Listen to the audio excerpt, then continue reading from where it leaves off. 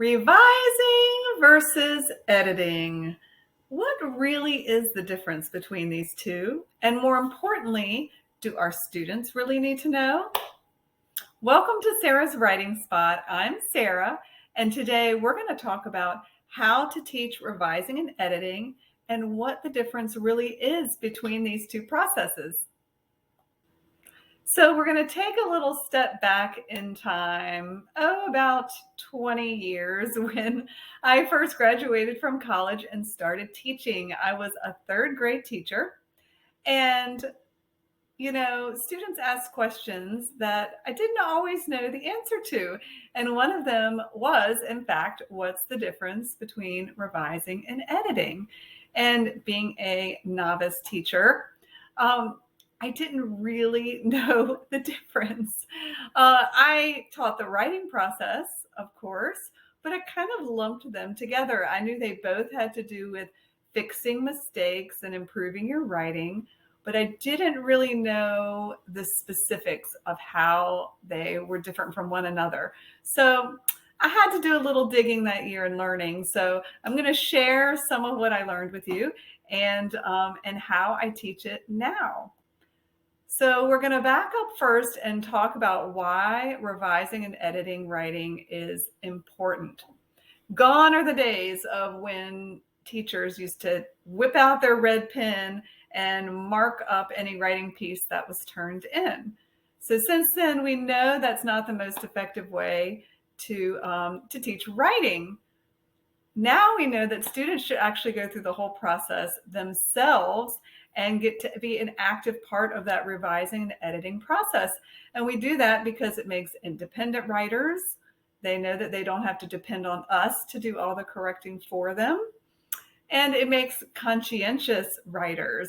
So that means that instead of a student just whipping off a rough draft and saying, I'm done, we're teaching them to be conscientious and care about the quality of their work and make sure that they actually make the effort to go back and make it better. And that can sometimes be hard for kids. Let's be honest. They work really hard on their rough draft, and sometimes the last thing they want to do is go back and mark it up. So that's really a process that sometimes takes a little bit of practice. Now, back to revising versus editing. Let's really dig into what the difference is between these two. So revising is really making your writing better. That's when we go in, we look at sentence variety. So are you using questions and exclamations besides just periods? Are you varying the beginnings? We aren't always starting with the, or he. We're making sure we're switching it up and maybe adding some, prepositions at the beginning or transition words at the beginning. Do you have a catchy title, something that's interesting and grabs the attention of the reader? And do you have lots of adjective, adverbs, figurative language, descriptive language in there? We go back and add some of those things if it's lacking and it needs it. Editing, on the other hand, that's just when we fix all of our mistakes. It's making your writing right or making it correct. So that's looking at indenting, punctuation, capitalization, and spelling. One easy way to remember is that's all the things that Google and Grammarly can correct on a computer. Usually they can correct a lot of those things. So if it's something Grammarly can correct, it's probably considered in the editing category. Revising, really, you need to do a lot of problem solving, so a computer is not necessarily going to do much with revising. Now that you know the difference between revising and editing, are you wondering how to teach revising and editing? So we know the difference. Now, how do we teach between these two processes? So I've got a list. This is kind of my top 3 here. And number 1 is to use a checklist. What I always do is I first start with the rubric I'm going to use to grade a writing piece. And then using that rubric, I create a checklist of all the things I'm going to be looking for in grading. And that really gives your student the chance to make the best grade possible.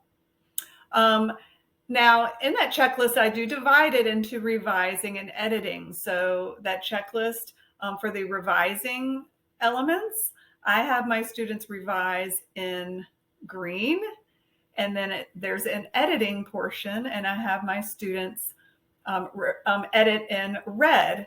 And I do that because I want them to focus on the difference between these two processes. And it shows me as a teacher that they've actually practiced both of these processes. And color's just more fun anyway. I love to bring in markers and colors anytime I can to the writing process. But you don't have to use those colors. You can use any colors you want.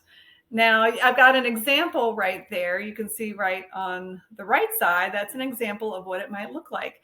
Now, as number 3 says, that's actually my model. I usually make up a writing piece or use an old student example, but it's really, really important to model these steps first. I usually take my checklist that I've made, and I take my sample writing, and I model what it looks like to go through and revise and edit. And it kind of shows students that it's okay to mark your paper up. It's going to be messy. We actually celebrate messy papers with all that color. We talk about how colorful our papers are. This is what real writers do.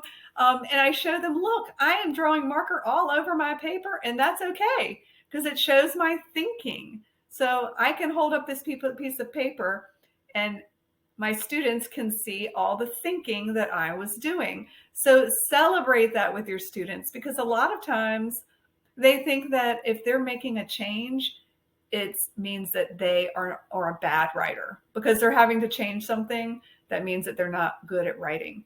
But we need to show them that it's quite the opposite. When someone revises and edits, it shows that they really care so much about their writing that they want to make it their best.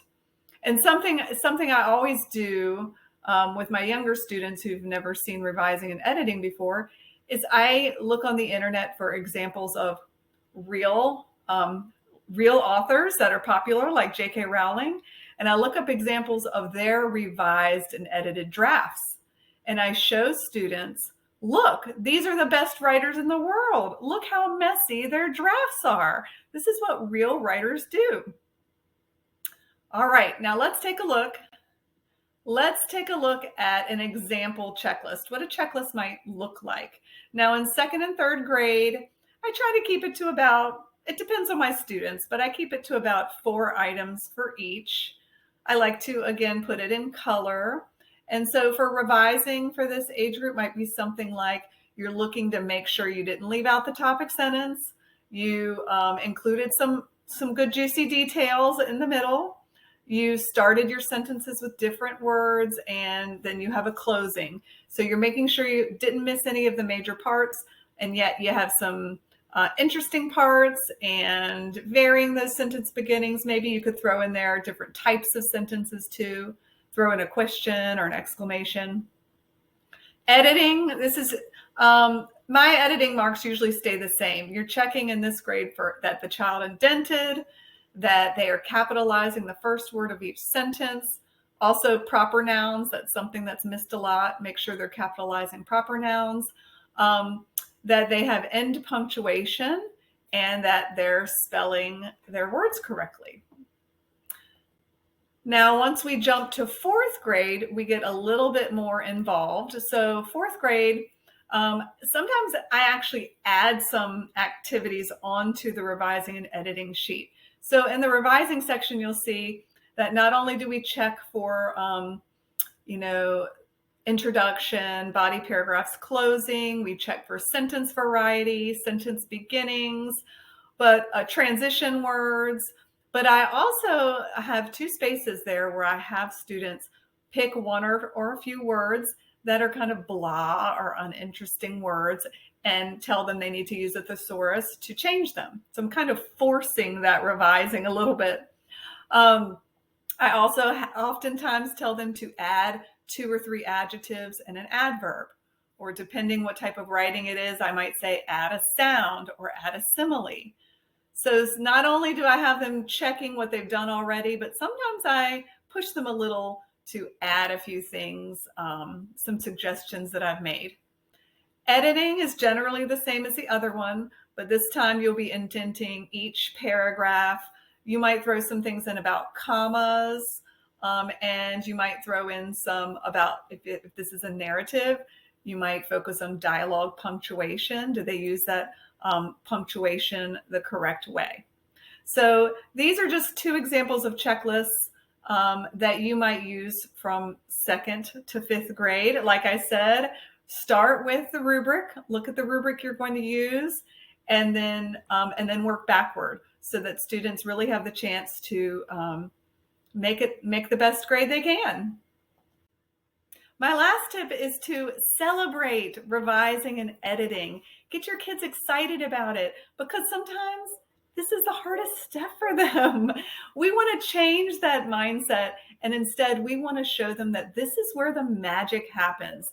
This is where you can take a bland, rough draft, and by going in and adding in adjectives, adding in adverbs and sounds, and moving words around and adding a ending that pops, that again, this is where the magic happens. This is when you can make your writing fantastic. And that's an exciting thing. And so one thing I do with students is, while they're revising, I usually ask for volunteers for whose papers I can hold up. And I'll hold up a paper and I'll just gush over of all the thinking I can see that's going on. I might take an example and say, oh, I love how they turned the word great to inspiring. Doesn't that sound so much better? Or I love this bold beginning they used. And so I just gush over the improvements they made. And when you make a big deal about it, not only will they continue to get excited about revising and want to do more of it, so will their peers.